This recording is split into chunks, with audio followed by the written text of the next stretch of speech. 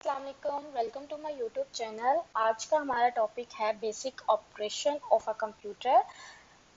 Computer is an electronic machine which is used to solve our problems. अब computers के basic चार operations होती हैं जिसकी वजह से जो भी हम यूज़र डाटा और इंस्ट्रक्शन देता है वो परफॉर्म हो रही होती हैं। वो कौन कौन से होते हैं वो हम देखते हैं। जैसे कि आप पिक्चर्स में देख सकते हैं, इनपुट, कोई भी जो यूजर होता है वो डाटा और इंस्ट्रक्शन देता है, दैट इज कॉल्ड इनपुट। और वो जो यूजर डाटा और इंस्ट्रक्शन देता है उसके नेक्स्ट स्टेप क्या होता है, प्रोसेसिंग स्टार्ट होती है। और जब प्रोसेसिंग स्टार्ट हो जाती है वो data if you want to store in your memory तो वो मेमोरी में भी क्या हो जाता है, स्टोर हो जाता है। एंड देन हमें आउटपुट में डिस्प्ले होता है, मतलब कोई भी आउटपुट डिवाइसेस में क्या होता है, वो हमारा डाटा डिस्प्ले हो रहा होता है। अब हम इसको डिटेल में पढ़ते हैं।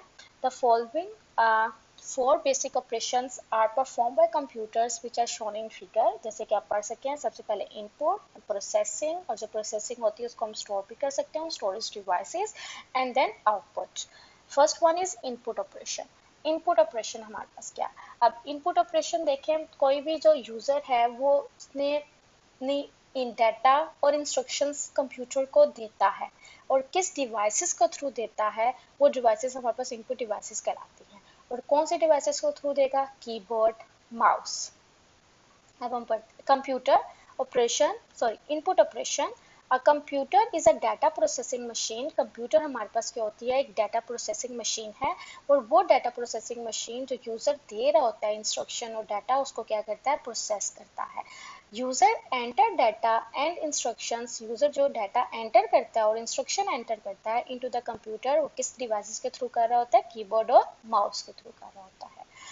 It can also be provided to the computer from a storage devices such as hard disk, CD, and USB memory.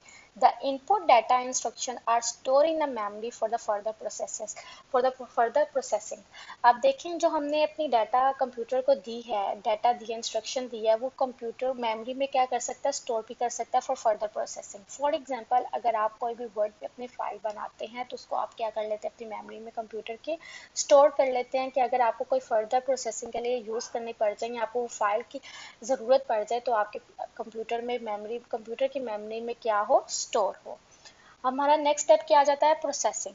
Processing हमारे पास क्या होती है, प्रोसेसिंग हमारे पास ये होती है, अगर आपने कोई भी यूज़र ने अपना डाटा और इंस्ट्रक्शंस कंप्यूटर को दिया है, वो जो डाटा और इंस्ट्रक्शन दिया उसकी प्रोसेसिंग स्टार्ट होगी। अब हम पढ़ते हैं, processors process the data according to the instructions given to it. और प्रोसेसर कहाँ पे लोकेट किया जाता है, सीपीयू पे लोकेट किया जाता है। वो उस डाटा को क्या करता है, प्रोसेस करता है according to the instruction given to it. जो इंस्ट्रक्शन उसको दी जा रही होती है उसी इंस्ट्रक्शंस के अकॉर्डिंग उसको क्या कर रहा होता है, प्रोसेस कर रहा होता है।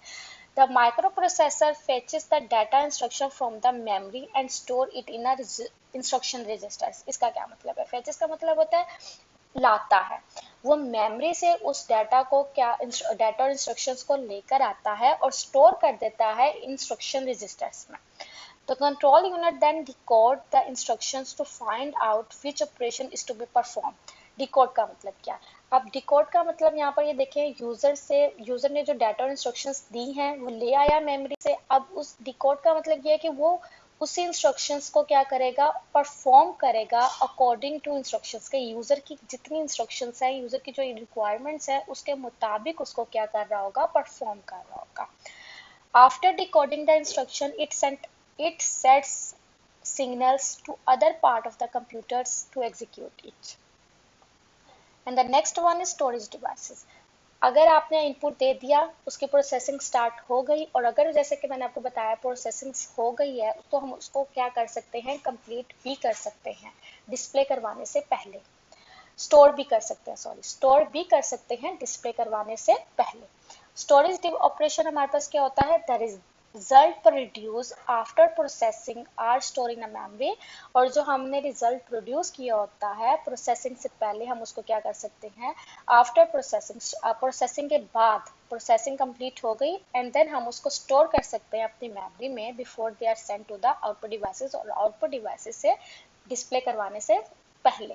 और permanent storage devices like hard disk. अगर आपकी प्रोसेसिंग कंप्लीट हो गई है तो मैं चाहती हूँ कि मैं उस फाइल को स्टोर कर लूँ अपनी मेमोरी में डिस्प्ले करवाने से पहले, ठीक है। तो वो डिस्प्ले करवाने से पहले मैंने अपनी मेमोरी उस फाइल को स्टोर कर लिया एंड देन वो क्या होगी, डिस्प्ले हो जाएगी।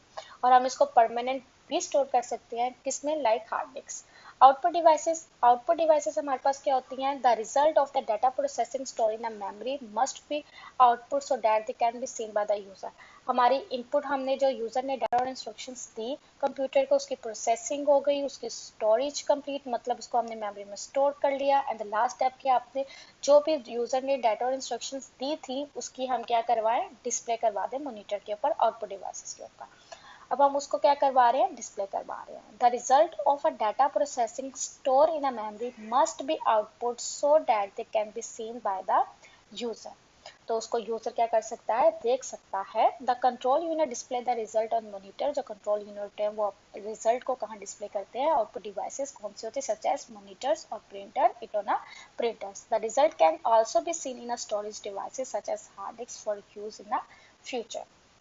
Thank you so much for watching this video. अगर आपको इस टॉपिक में कहीं पे कुछ समझ में नहीं आया तो आप मुझसे कमेंट बॉक्स में पूछ सकते हैं।